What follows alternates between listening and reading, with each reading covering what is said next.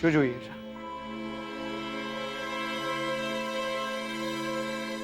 તમે લગન પાછા નહીં ઠેલો. નિયત તારીખે જ તમારા લગ્ન થશે શ્રુતિબેન સાથે.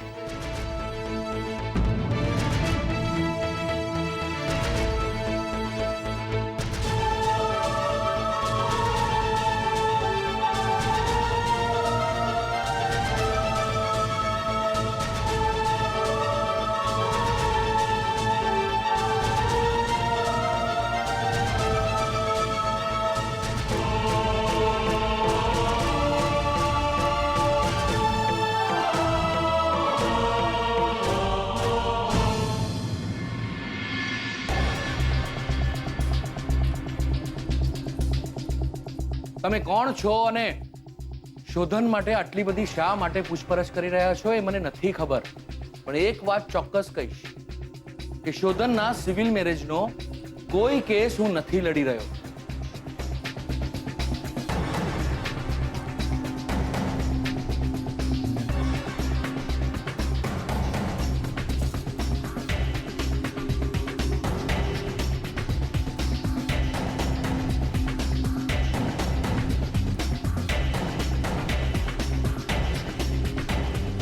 શું થયું? આજે હું શોધનના વકીલને મળી, વાત કરી મેં એમની સાથે, પણ એ કોર્ટમાં શોધનના સિવિલ મેરેજના કેસ માટે નહોતા ગયા. શોધનનું કોઈ બિઝનેસનું કામ હતું, એના માટે એ લોકો કોર્ટમાં ગયા હતા.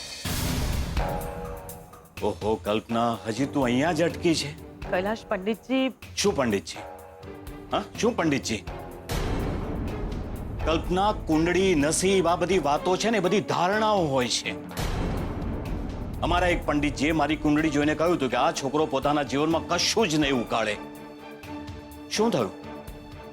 આજે હું સુખી છું. એટલે આ બધી વાતો છે ને ખોટી પણ પડી શકે છે. પણ સાચી પડી ગઈ તો?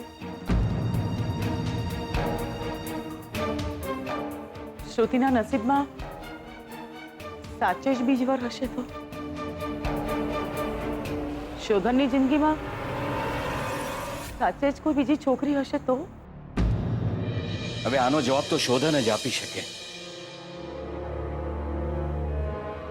પૂછીશ,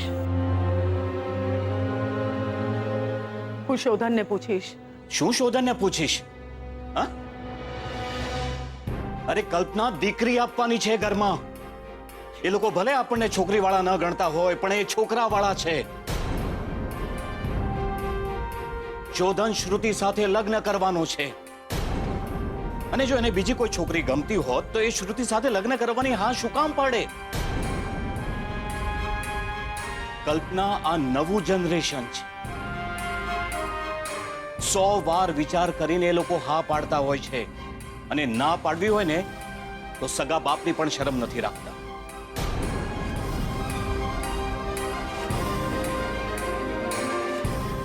પણ એક દીકરીની મા તરીકે મને ચિંતા ના થાય? અચ્છા, તું માં છે એટલે તને એની ચિંતા રહે, અને મારું શું? હા કલ્પના, તું એની માં છે તો હું એનો બાપ છું. ફરક માત્ર એટલો છે કે તું ચિંતા જતાવે છે અને હું ચિંતા જતાવતો નથી. અને માની લઈએ કે પંડિતજીની વાત કદાચ સાચી પણ પડે અને શોધનની જિંદગીમાં બીજી છોકરી પણ આવે તો તને શું લાગે છે? હું ગરીબડો થઈને બેસી રહીશ?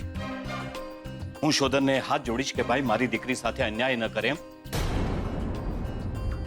ના કલ્પના, ના. હું મારી દીકરીને એ ઘરમાંથી હાથ પકડીને આ ઘરમાં લઈ આવીશ અને આખી જિંદગી એને સાથ આપીશ. આવી પરિસ્થિતિમાં હું મારી દીકરીને સાસરે રહેવાની ફરજ ન પાડી શકું. અને માનો કે એવું કંઈ પણ બન્યું તો શોધન અને એ છોકરીનું જીવવું હરામ કરી નાખીશ.